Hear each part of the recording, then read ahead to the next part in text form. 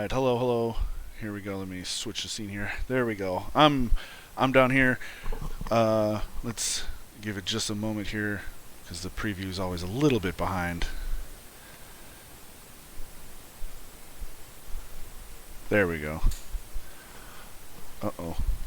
Why am I here? Why am I hearing myself? Who who's who doesn't have their preview muted?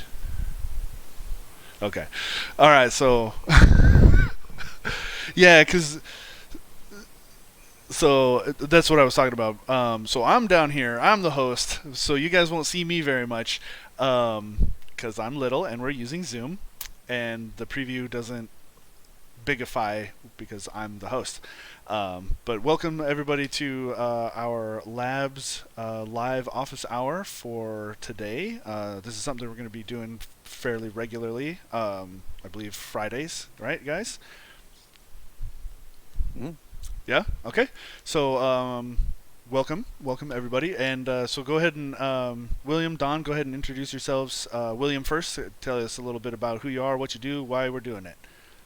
Sure. My name is William George. I've been here at Puget Systems for, I think, going on 15 years. The last couple of those have been in our labs department, along with Dawn and Matt and some others that you may know. And I test a variety of different applications, ranging from photogrammetry to some engineering stuff like SolidWorks over to 3D rendering applications, so Octane, Redshift, V-Ray, those sorts of things, and a few other scattered things, live streaming and VR and stuff. Kind of a mix. And then we publish articles on our website and maintain recommended system configurations tailored to those different applications so that folks can see what the best hardware for what they're doing is. Awesome, thanks. And Don. Yeah, I'm Don Kinghorn. It's Dr. Don.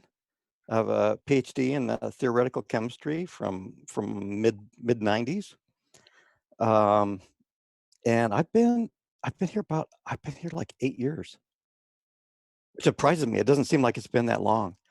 But I'm the scientific computing advisor here. So when sales gets questions and stuff, and they go on, what the heck is that talking about? It's like, okay, that's what comes over to me. Um, and then I author on the Puget Systems HPC blog, which uh, I hope uh, I hope a lot of you are familiar with that. Um, but yeah, that's it. Awesome, cool. Thank you, guys. Let's see. We're probably going to have a few people trickling in as we continue along with this sort of thing. But so I suppose the whole point of all of this was to kind of address some of the questions and comments and topics that we get occasionally in a bit of a more live format. Hopefully, as we get to do this more often, people will kind of get into the chat and really and come with some content. But I do think we've come a little bit prepared with some of our more frequently asked questions from each of you guys. William, did you have anything in particular you wanted to mention?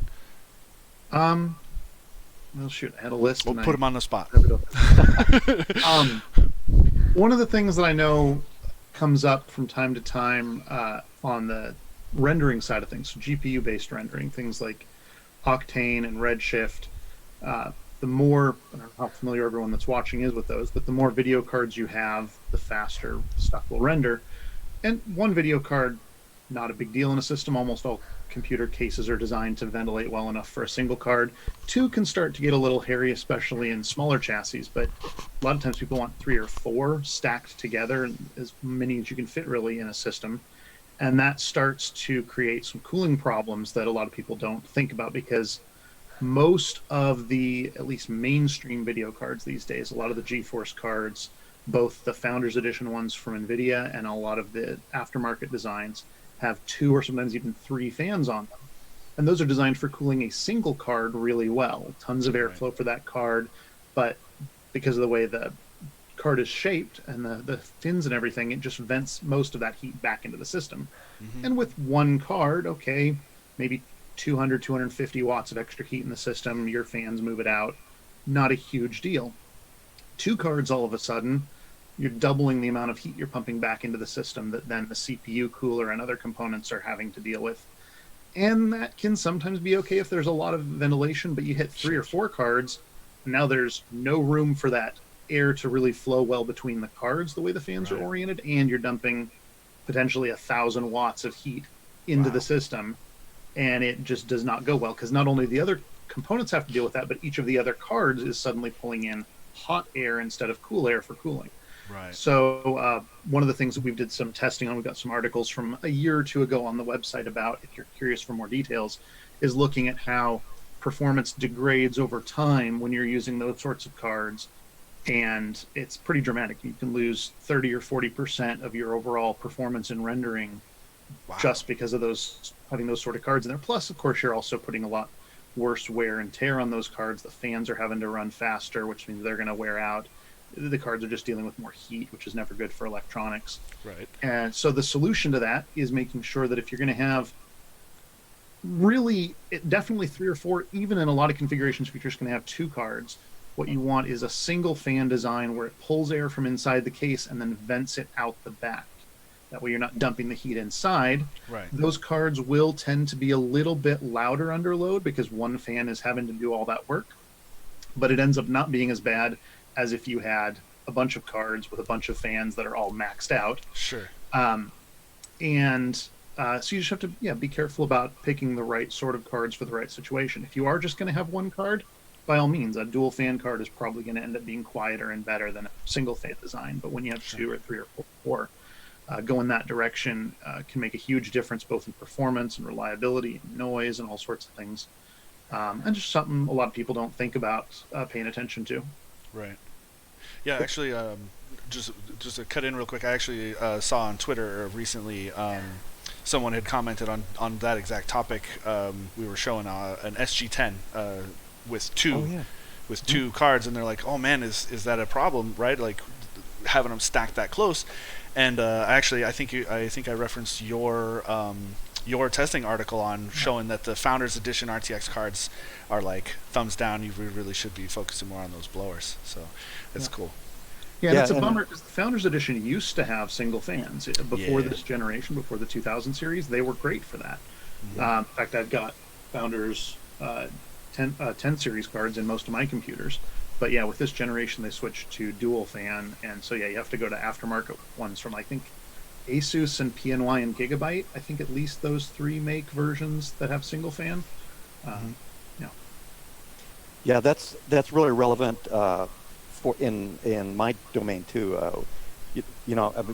Machine learning is. I mean, you're almost crazy if you're not using GPUs for acceleration, and they're just marvelous. The performance is stunning, and that's something that definitely comes up. I hear that quite a bit too. It's like, okay, how about the cooling? Or can I get this card? Can I put like 4 RTX Titans in here? And it's like, no, I'm really sorry that you can't do that because there's no blower edition of that card.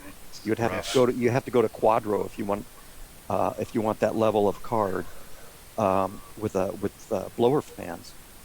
And but yeah, the blowers work really, really well, and because you can have those cards, just stacked right next to each other, and just with air, and they do a great job. All the ones that I've seen that we've been testing, the cooling has been really good, and that includes even in those little teeny cases. Like those portables that we used to have. I was amazed at the performance you could get out of that little teeny compact box and still have really great cooling, and that's under heavy load. Right. So that's definitely a big deal. So we got our first question from chat, and I think this would be a really good one for the both of you guys. What are your thoughts on the new Intel announcements that were made today? So the official, I think. Which ones? Well, one, but I think in particular it was the 10900 has officially come out. And before we get into the answer, I know for me it's a little awkward when I see questions like this because like in my head, a lot of the like pre-release information that we know about is still rattling around in my head, and I'm like, wait a second, didn't these come out already? And it's like, wait, no, I think I'm just we've been talking about it for a while, and now it's like the public, and so I just thought that some of this stuff is confusing for me. But so Yeah. what do you guys think about this new Intel stuff that's coming? What are we allowed to say? Because I know Yeah. announcements versus actual launch, we have different restrictions on what we're allowed to say. I think Um, Good so. question. Err on the side of caution. Err on the side of caution. Hey, it's great that new CPUs are coming out. There you go. Intel's got some work to do catching up. AMD's been doing really well, so it's competition is always a good thing. Yeah, I was glad to see that. I was actually a little bit worried because I hadn't heard very much about motherboards. Yeah. But along with these announcements, there it looks like there's a whole slew of new motherboards in the works. Oh, that's good. So I was a little bit worried about just the entire platform being available on launch. Hmm. But I'll comment on the GPU or on the CPU itself a little bit, Sure. because this is a question that comes up for me quite a bit, because those are like the 9900K. Hmm. That class of processor, which is this new one. That's what it basically is. It's a new. It's the next It's a the new. next It's iteration. a new Right? iteration of that. Hmm. That is that's a workhorse. It's a great CPU. It is one of like the premier gaming rig CPUs. Very high single core clock, and so a really snappy system. Um, but in my domain, in the scientific domain, where I'm doing mathematics, a Hmm. lot of number crunching, it's not a good choice. And Oh. and the reason there is that there's there's kind of a split in these processors, and it goes back, and people don't really understand this. They get a little bit confused. But when the Core i7, the Haswell cards, Hmm. like the 4700s and those, Oh yeah. that was a new core design, and that was and there were Xeons basically like that too. Okay. And the the the the computational goodness in there was AVX2, and which is a vector unit that's on the processor, and it's an excellent vector unit. Okay, Okay. so these CPUs are really good. This is the same thing that's in the current AMD processors too. It's an AVX2 vector unit. That when the change from AVX to AVX2 for HPC, for compute workloads, for things that were vectorized, it doubled the performance. It was just Oh. stunning. So that was a big leap, and that's that basic core. That is still the same basic core that's on these new processors. Oh. It's that same. It's usually referred to as like Skylake, but that's really confusing because Skylake actually refers to the Xeon part as far Oh, as the weird. core goes. Because So I it's thought. really more like the Haswell core, but it's yeah. People get really confused by this, and it is confusing. It is. It's all of the lakes. Man, it's a Yeah, mess. because It's totally crazy. this particular generation is being referred to as Comet Lake. Comet Lake, yeah. Yeah. And Um, so that's another iteration in that family line. So it's Okay. still that basic kind of architecture under the hood, with lots of improvements and changes. More cores, faster clocks, lots of adjustments along the way. But it's still that same basic core. okay. The where things really changed on the high performance side was this scalable Xeon Scalable, which was Skylake SP, Okay. and that is a new core. Wow. That's a different fundamental processor core, and that's where Intel introduced AVX 512, and that vector unit doubled the width of the registers for the vector unit. Hmm. Okay, it did not double the performance like AVX to AVX2 did.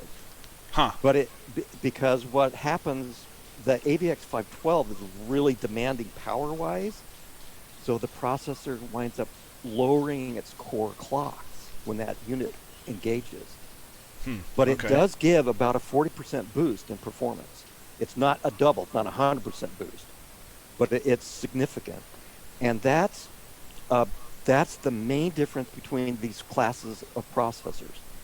Uh, and and as far as on the, so the Xeons are all they're all AVX 512 based, essentially on that Skylake SP core, Hmm. and that also includes processors that were on the X299 platform. Yeah. Okay. That Okay, makes sense. so the Core X processors, which are unfortunately in terrible shortage right now, Right. they're great processors, and they're quote consumer processors, right? Okay. They don't have like ECC memory support, and a few. There's some differences, but they have that basic core in it that's the same as the Xeons. Right. So that's the big difference between these two classes of processors, and it's why I usually do not recommend for the scientific computing work. I usually don't go with uh, uh, the gaming class, if you will, of Sure. the Intel processor. But Interesting. it's not to knock it, because I tell you what, the AMD processors, the new Ryzen, the Zen 2 core Hmm. stuff, that's an AVX2 vector unit in it. But those processors are just great. Yeah. Actually, that's a really good segue because I think that kind of leads that gives a bit of an insight into how AMD's been working well for HPC. And William, have you seen similar effect from these newer AMD processors in the simulations and 3D rendering, that sort of deal? Yeah, they're fantastic when it comes to stuff that threads well, Hmm. um, especially stuff that threads well and isn't like super memory dependent. Okay. You can get more memory channels from some of the server level stuff, like either Epic or Xeon, if you really need a lot of memory bandwidth. Hmm. But if mostly what you're doing is stuff that's limited by core count, yeah, the Threadrippers are fantastic, and even the top end of the Ryzen with 16 cores is better price performance than anything Intel has in that neighborhood. And the big thing that they did with this generation is they caught up pretty much on single threaded performance. Intel had a huge lead there for years and years, and that, I don't know that it's necessarily identical, but it's within within such a small difference one way or the other, that single threaded performance, you're fine either way now. So yeah, Nice. they're tremendous for a lot of those workloads. Awesome. That's good to hear. Especially since like you were saying, it has been quite a while since AMD's kind of been a competitor in the CPU market. Um, and so just to mention as well, some folk have mentioned this RTX voice beta and how it's possible to run on Tensor Core as well as CUDA. We're skipping from CPU to GPU now. Um, so I'm not sure. I find this to be very very interesting, but I'm unsure how to kind of work it into this conversation because I think it's really cool because it touches on um, I don't know, just do you guys have an opinion or a thought on this sort of thing and how it might change other ways that this technology could be I suppose affecting things in the future? Oh, hey, I'll just jump in right off the bat. It's a brilliant. It's a brilliant project. I haven't tried that yet. I haven't tried it myself yet.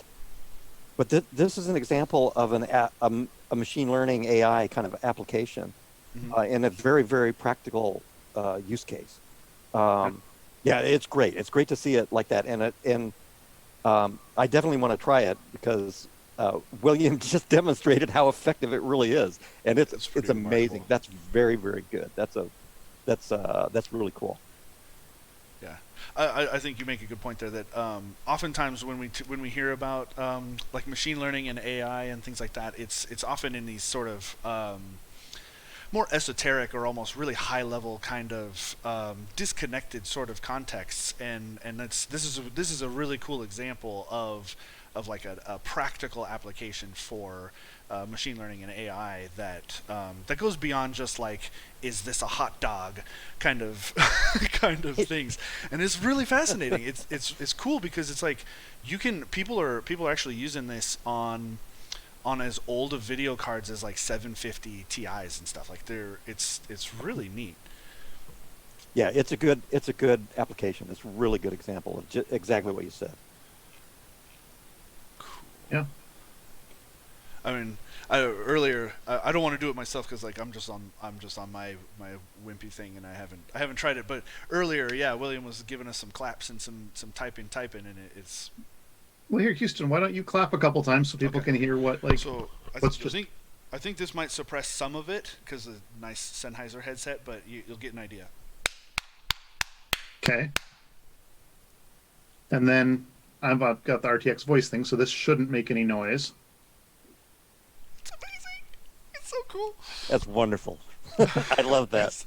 It just cuts it right out. I mean, to me, it's like the voice equivalent of the content aware fill, like in After Effects or Photoshop. It's rather than visual, it's just audio. It is so cool. Yeah.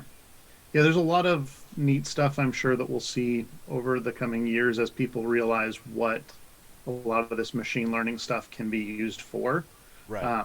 And I know NVIDIA's touting it as RTX voice, I'm sure, because they're trying to pump their new cards, but it's not actually using anything that's, at least for this level of machine learning, isn't requiring the RTX stuff.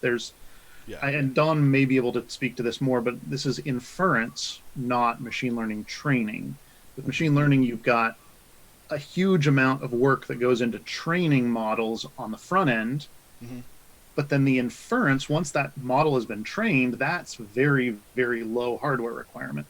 So there is some hardware in the RTX cards and some of the Quadros and Tesla cards that's dedicated to doing that, tensor cores. But older cards that don't have that can just run it in software on CUDA, and it's a low enough demand application that it still works. Mm-hmm. Yeah, and CUDA is very efficient. I have not looked at the code. I haven't really looked at it, the details. I haven't looked at the publications Mm-hmm. that they put up on this. So I don't know the details of actually how they, what's under the hood for Sure. how they set this up. But yeah, William, you're right. That's the really demanding side of the machine learning work is in the training, in Right. creating a model. That's hugely demanding. Once you get a good model, then there's some lots of really brilliant tools to use for making models very compact and very efficient to the point where you can actually even run them on your phone. Oh, that'll be cool. Okay. Yeah. I mean, there's already quite a bit of that going on. I suppose that must be true because like different Bluetooth headsets and things like that will cut out background noise. Like there's a microphone on the back of your cell phone to pick up ambient noise to cut that out from the phone call part, like to try and cut down on the noise around you while you're on a phone call. So I imagine that has something to do with like a pre-built model that it's just trying to cut out. Oh, we already know this sort of thing is noise, so we cut that out. Yeah. A lot of that is old school kind of classical algorithms for handling that kind of stuff. And those algorithms were highly optimized for a very specific task, and they're pretty efficient. Like in your phone camera, it can like capture somebody's face. You can do face tracking. Those are classical algorithms that are usually doing that. But modern implementations will do like image sharpening and all kinds of crazy stuff. And this is AI under the hood for that stuff. Mm-hmm. It's trained models that are doing inference under the hood. But yeah, there's a lot of stuff that people think maybe is AI that's actually kind of older classical models, they're still totally valid. Machine vision has been around for a long time. Um, but the the the new stuff, the stuff that people are working on now, it's basically a new way of programming. Okay. You know, you're training a computer to do something rather than just programming it to do something. Ah. And it's really really interesting. And a lot of stuff is finding its way into practical use every day, and it to the point to where now you don't even realize it that it's running. You know, they're putting you know, neural network chips on phones and stuff like that, right? To accelerate, basically to accelerate inference of these models. Yeah. William, do you see so you've been playing around with like engineering softwares and photogrammetry as well, which I think there must be a certain amount of machine learning in those sort of applications. Do you see like what kind of changes and improvements have you seen over your years of experience with this sort of thing? I'm not actually sure. I'm not aware of anything off the top of my head in the photogrammetry programs that we test, Okay. I was or the engineering ones. I'm trying to think. I was kind of guessing because there must be a certain level there because like you take a whole bunch of these two-dimensional photos and can kind of build a three-dimensional I model from that. actually, yeah, I actually saw a paper recently that was essentially doing that, and they were using cameras instead of like lidar data for doing the photogrammetry. And Yeah, so, and this was actually really a new way of doing it. This was training. This was machine learning AI stuff.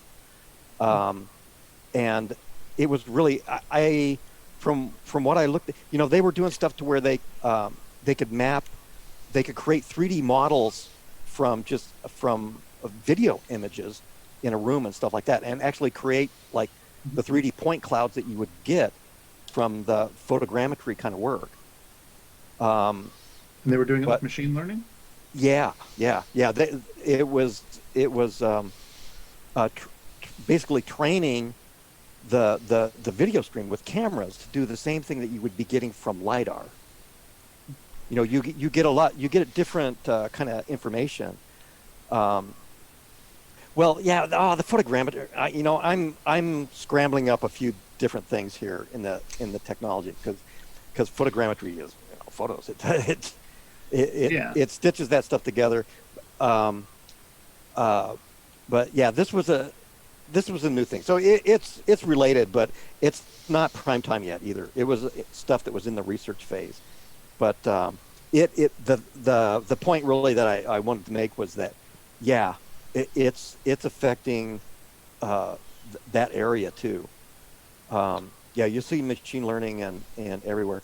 A lot of the engineering stuff, you know, those are classical physics simulations, and so they're physics-based models. So Yeah. now people are actually starting to replace physics with machine learning. So they're replacing some of these the physical models with learned models, and having really remarkably good success, because that's traditional HPC realm there for a lot of that. You know, computational fluid dynamics and you know, stuff like that, and but they're finding, you know, computational chemistry, but they're finding that, wow, they can actually kind of black box some of this stuff using the physical models to train the machine learning models, if that makes any sense. So It does. you're It's training a interesting, model. like, You're training a model based on the classical equations, the classical physics. You're training learned models from that, and the thing is that some of these models, the computational physics is hugely demanding. I mean, these simulations can run for weeks. oh yeah. I mean, they're massive problems, and they're finding that they can actually train models that will magically generate algorithms that do the same thing the physical models are doing, and at Less time. massive speed ups. Huh. That's really interesting. Another thing on my list of like, oh man, how are they doing that? Because that's awesome. Yeah. Um, Well, that's yeah, interesting. it's Like, everywhere. it's fairly low risk when you're talking doing machine learning for voice tweaking, like RTX voice or deep fake stuff, right? Where you're putting people into videos. It starts to get a little bit more critical when they're using it. And one of the big areas I know is automated driving stuff, right? Machine learning there. I'd I'd hate to be the person responsible for a bridge that got built through or designed through machine learning and then collapsed 5 years later or something. But it's also a good reminder we humans aren't perfect. There's a bridge a few miles from my house that was supposed to last 75 years, and now like 35 years into its lifespan, they think it's going to have to come down. Wow. And nobody's allowed to drive on it, and that it's no fun. So is that the West Seattle Bridge? Yeah, yeah. Oh boy. Um, Oh yeah. Oh, half of it's expected. what a mess that's lifespan, going to and be. Huh? yeah. So we humans and our physics or classical physics calculations and stuff are not necessarily perfect either. Yeah. But Yeah, it really is fascinating though. It's hard to keep up with. There's so much good research going on, and people are trying all these ideas that are they're out there, and they're having success. It's still really early days in my opinion, and just the general problem of like, okay, what is this learned model actually really doing? How can we really validate this model? Is this model introducing really bias that we don't understand? Is it going to fail catastrophically if somebody puts a big red dot in the middle of something? You know what I'm saying? Because there's huge problems, but the advances it's irresistible research. It really is truly irresistible because we have the computational resources actually to do stuff like this. Yeah. I first looked at it in the 90s. I mean, I looked at neural networks, and this stuff has been around since then, but it was like you couldn't do anything because we didn't have the mountains and mountains and mountains of data, and the computational capability was just not.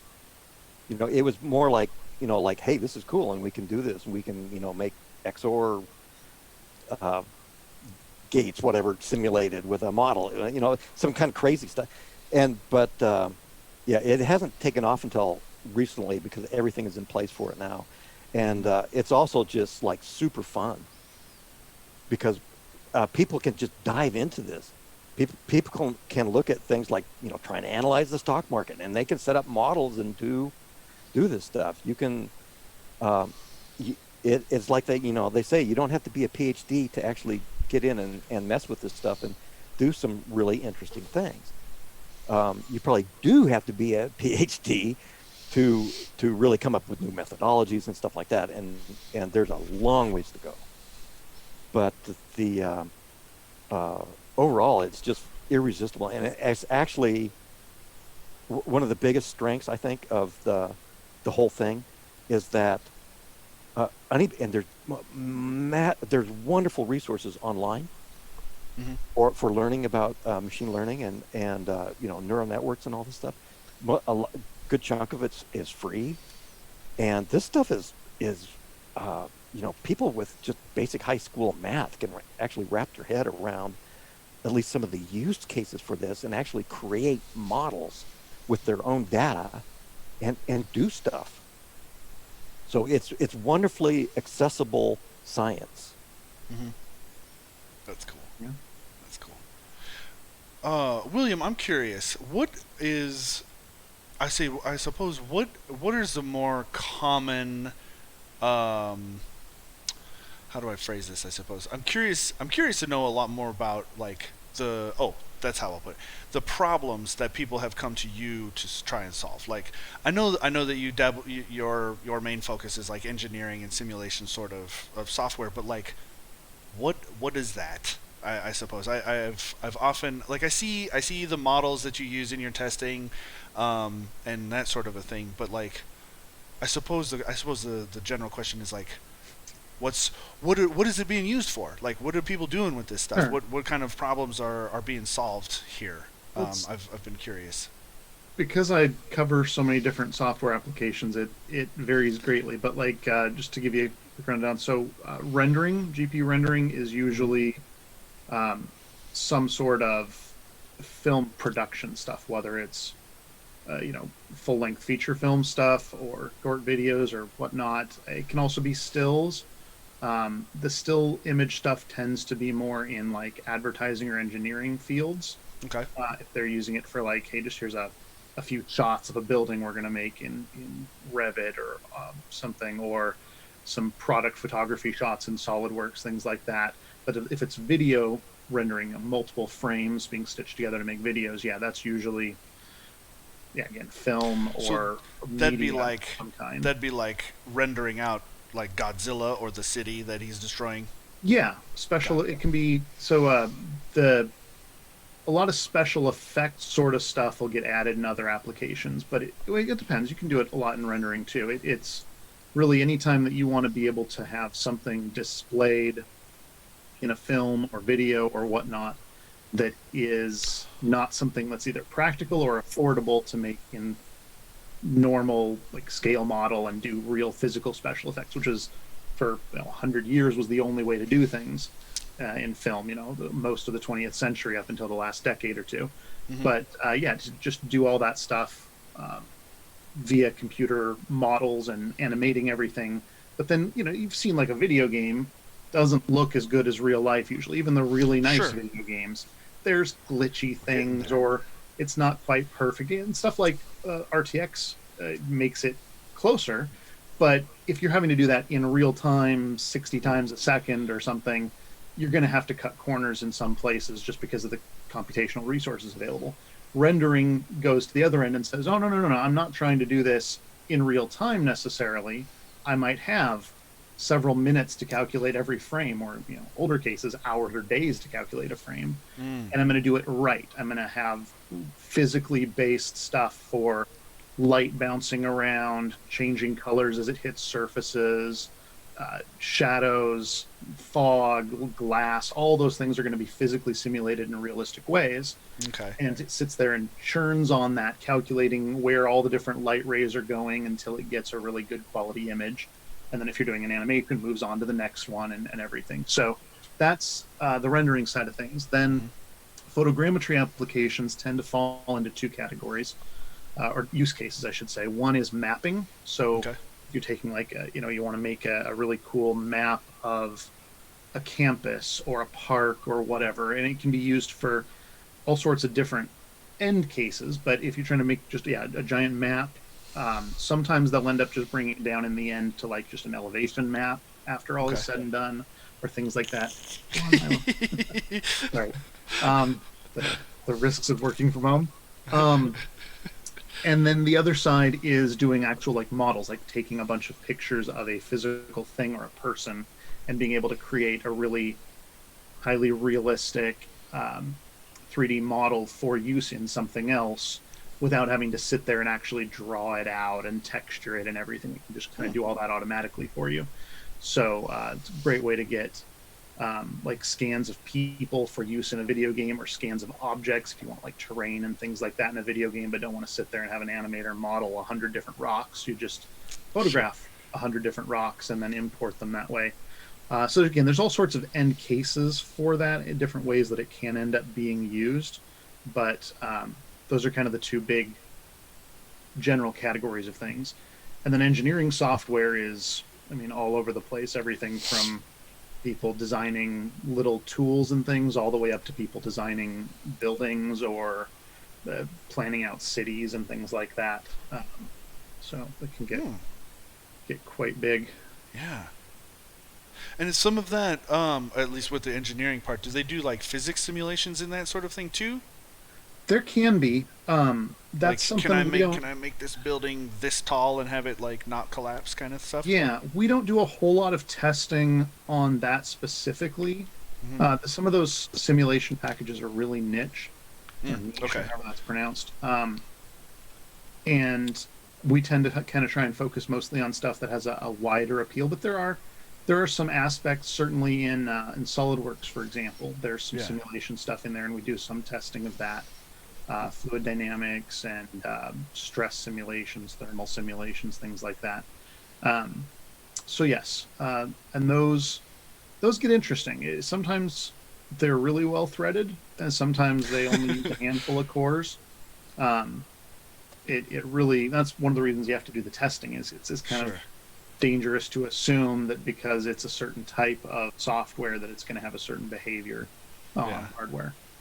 Yeah, William, a lot of that is because those are really classical algorithms. Yeah, I That figured stuff has there'd been be around for a long a time. crossover there. Yeah, it's been around. Yeah, And a lot of and a lot of the actual code itself. I mean, the source code itself goes way back. And yeah, that kind of stuff is really hard to write. And and it's human years or decades of effort to get some of that code to work, and to implement all that. So you have some legacy on there, and where there was never any idea that you would have a 64 core processor to run this on. Mm, okay. So it's just not optimized for that for modern hardware. And plus, some problems are just inherently not parallelizable. yeah. Parallelizable. If each calculation you're doing relies on the result of the calculation that came before it, there's just no way to split that up effectively. Yeah, and Uh, that happens a lot in physical Interesting. models because you're modeling, you're looking at things that, well, if you move this, it has an effect on everything that's around it. mhm. So you wind up chopping things up into little blocks and stuff like that, and then you can farm some of the little blocks and stuff out into multiple cores and multiple nodes and what have you, and then Yeah, bring stuff back together. But you end up with a big chunk of the code that has to happen essentially in a single process. yeah, And that's Wow. Amdahl's law. That's what limits the parallel scalability of codes. And Wow. in the older days, I mean, even when we first started doing clusters, you had processors that maybe had two cores. So you would have a dual socket machine. You'd have four cores in there, and then you would have four or five, 4 or 8 machines, whatever, and you'd have them all talking together. But a lot of programs just did not scale beyond like 8 processes, and it was just simply because there was a scalar component that was limiting the theoretical max that you could possibly get out of it. yeah. And So if you want to kind of think yeah, about big the two challenge. extremes, on the multi-threaded side, rendering that we were talking about before is a fantastic example because that is almost infinitely parallelizable. Because what you're doing is each sort of thread that's going on in the processor is just calculating what one ray of light is doing, and those rays of light never interfere with each other, so you can just calculate more and more of those at the same time Mm, without any other effect. As long as you're just doing a single scene, nothing in the scene is changing, and you can just be calculating more light rays at once, up until the point where, like if you're doing an animation, okay, we've done enough on this scene, we have to move on to the next one. You'll have some small portion in there that is single threaded as it moves to the next scene.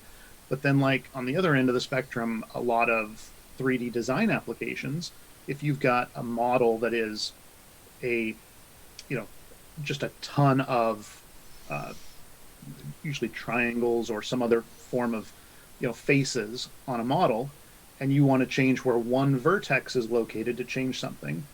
Okay, you move that vertex, and then that has to populate out to each other point that affects. You can't okay. calculate all of them at once because you move this point, it moves this point a little bit, which moves this point, which moves this. You can't calculate this point down here until you've done all of those in sequence. So a lot of 3D modeling applications, when you're actually doing the modeling, are almost entirely single-threaded because each step has to wait on the one before. Wow. Let's see. So this one, I think this is a question from chat from Tanmay. He was wondering what personal projects or future theories are you excited about? I think this would be a good one. Oh. Let's see. Personal projects. One of the things that we're doing here, I guess, in our labs department, is actually being spearheaded by Matt, who's currently on paternity leave. Congratulations to him. But he'll be, I'm sure, in some of these future episodes.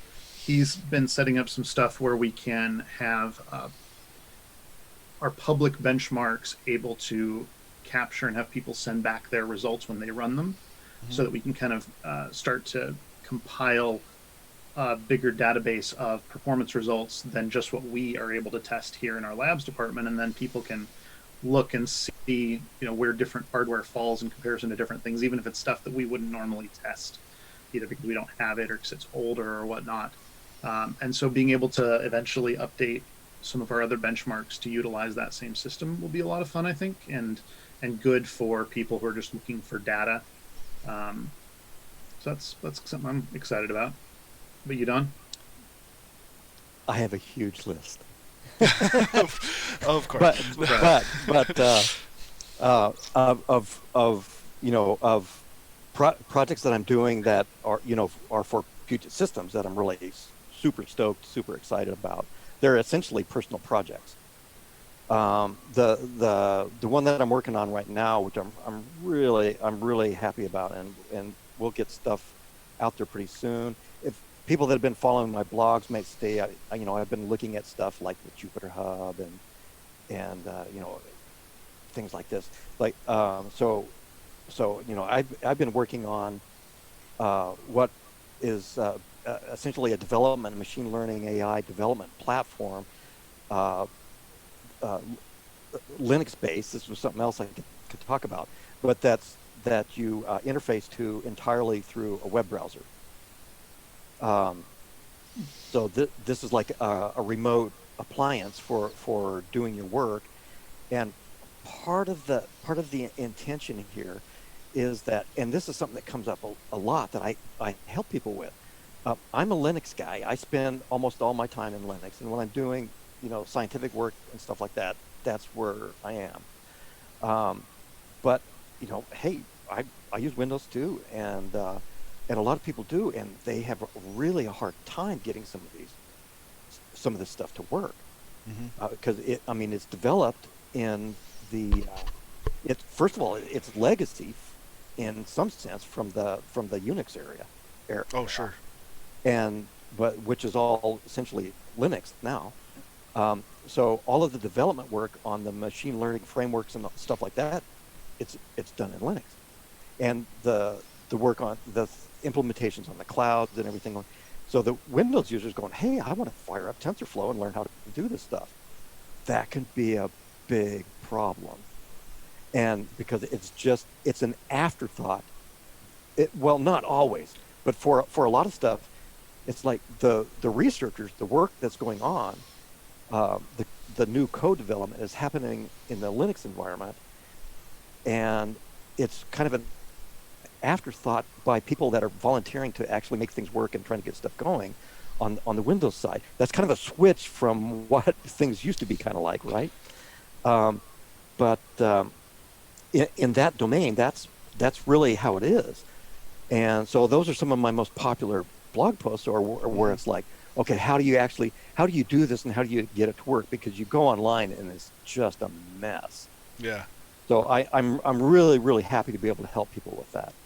But part of the motivation for this project that I'm working on is to facilitate an agnostic environment, if you will, so that all of these frameworks in this environment for doing all this work exists in a way that you can interact with it from any platform. So from Windows, from Linux, from a Mac, from a Chromebook, doesn't from your cell phone. It doesn't matter. And that's the idea, is to make something that doesn't that has an administrative interface that it is intuitive to take care of the things that you might need to do. And this is a multi-user kind of platform. So that this Wow. is a shared resource that can exist remotely, and then just connect to that and have a really essentially an integrated development environment for doing your machine learning work and other development work.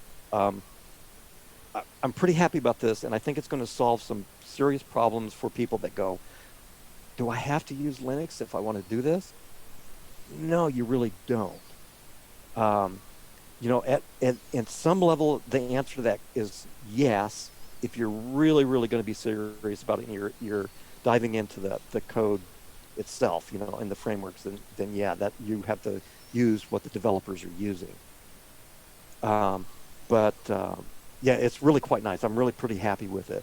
So that's kind of a professional project that I'm personally really interested in, and I'm going to eat my own dog food on this. I'm going to use this myself.